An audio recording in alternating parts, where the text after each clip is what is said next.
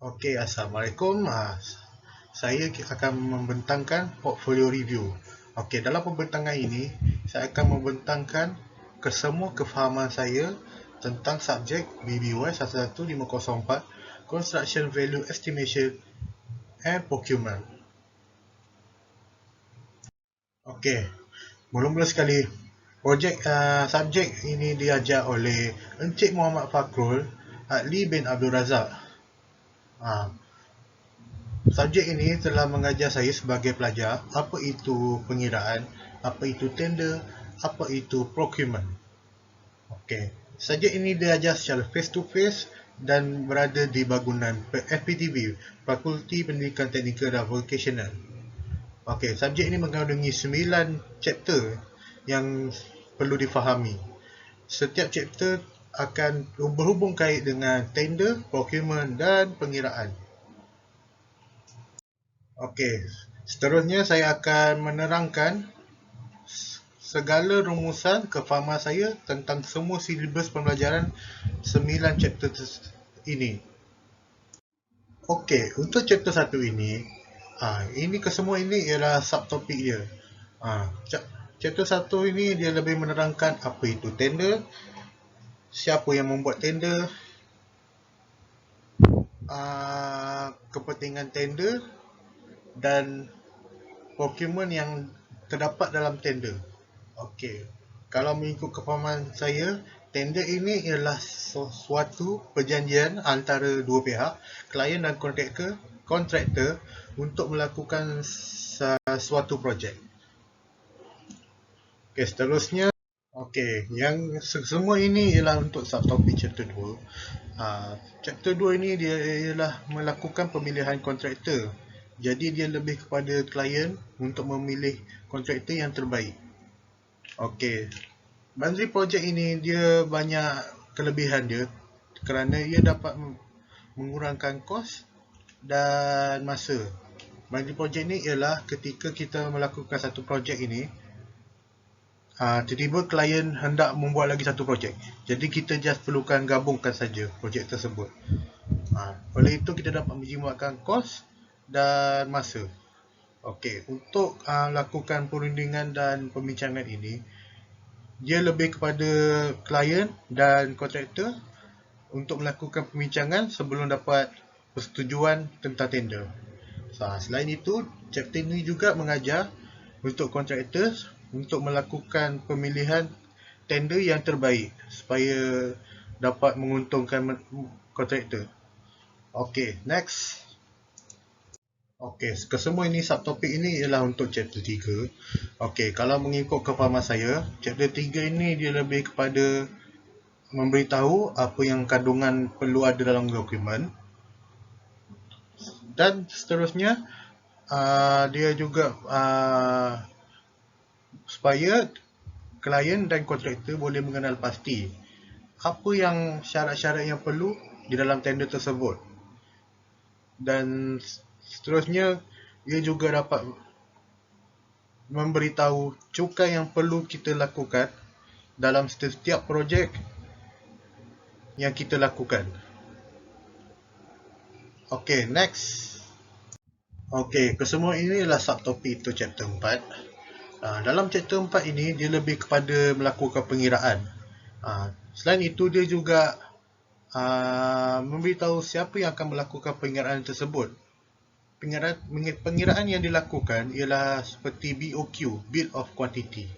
Okey, selain itu, chapter ini memberitahu kita supaya untuk memilih orang yang terbaik sekali, orang yang berpengalaman untuk melakukan lawatan tapak. Hal ini kerana orang yang berpengalaman dapat mengenal pasti masalah dan dapat mengawal kesemuanya dalam keadaan yang baik sahaja.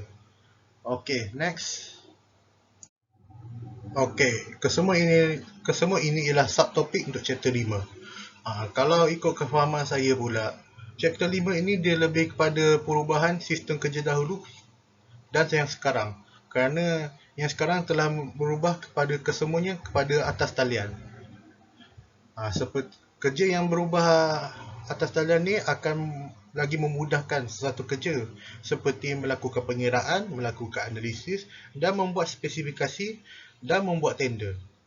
Okey, seterusnya, uh, chapter ini juga mengajarkan saya kebaikan melakukan e-tendering.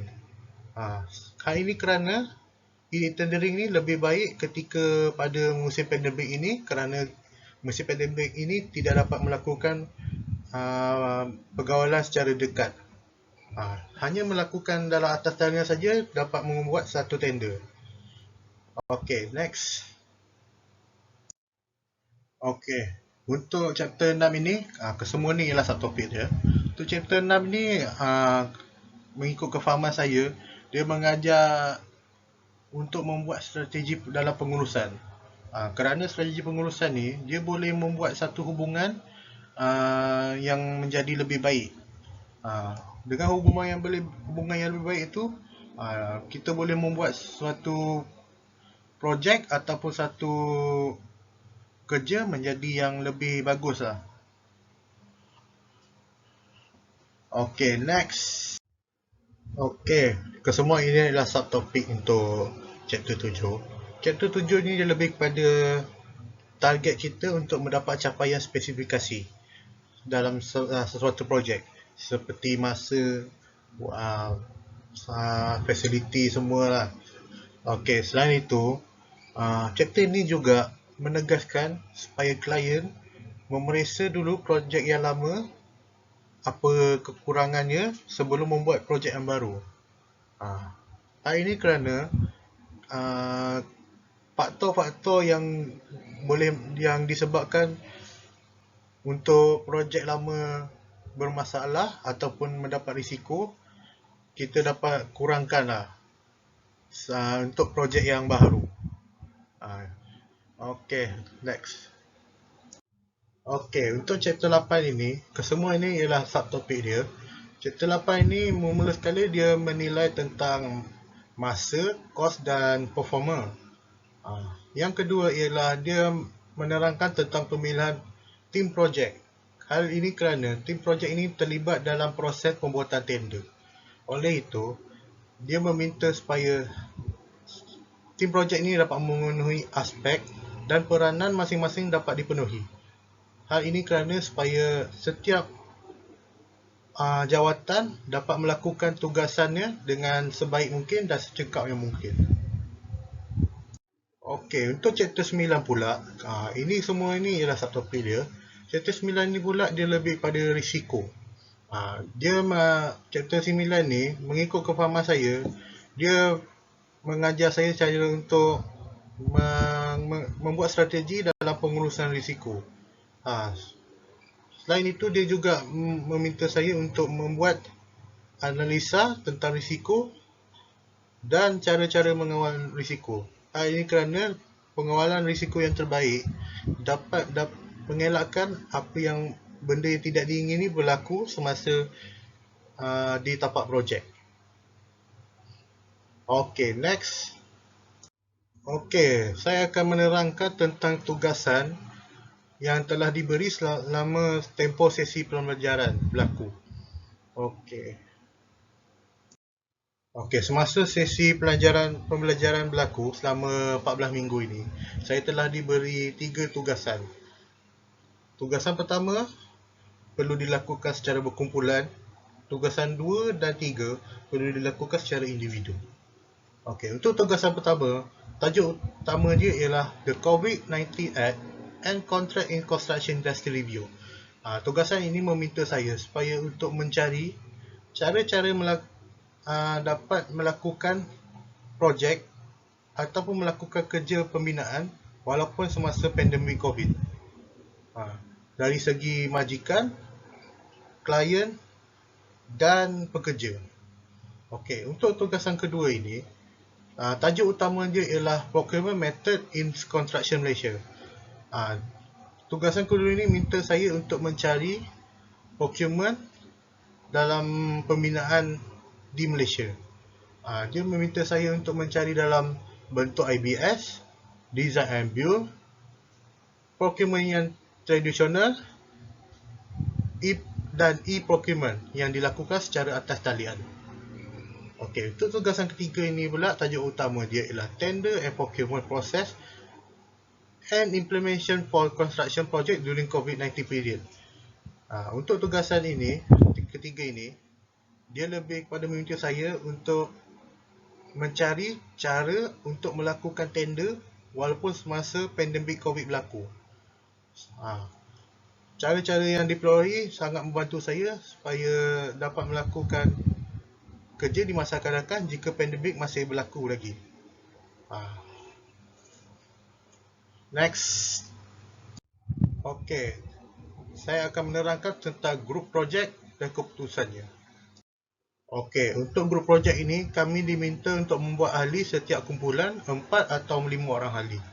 Tajuk utama dia ialah tender document. Dalam grup projek ini kami diminta untuk membuat tentang profile company, tender advertisement dan komen, tender document dan pengurusan risiko tender dalam proses tender. Okey, selain itu, grup projek ini juga meminta kami untuk melakukan report dan melakukan pembentangan. Semasa melakukan projek ini, kami menghadapi masalah kerana ketiadaan pengalaman dalam membuat company dan membuat tender. Selain itu, semasa melakukan pembentangan, kami telah ditegur kerana melakukan pembentangan yang tidak bersedia dan sambil lewa. Okey, next. Okey, kesimpulan yang saya perolehi semasa sesi pembelajaran BBY 11504 ni berlaku, bahawa subjek ni sangat berguna. Dia sangat berkesan untuk pelajar seperti saya dan para kontraktor muda yang di masa akan datang. Sebagai buktinya, semasa melakukan proses pembelajaran, saya dapat mempelajari dan menambah pengetahuan saya tentang procurement, tentang pengiraan dan tentang proses tender. Kesemua pelajar ini dapat membantu saya ketika di masa hadapan. Okey. Okey, sekian, terima kasih, itu saja dari saya. Saya meminta maaf sekiranya semasa di kelas ataupun semasa buat pembentangan ni saya dapat menyakitkan hati saya harap kita boleh berjumpa lagi di masa akan datang, di SEM akan datang. Okey, sekian, terima kasih.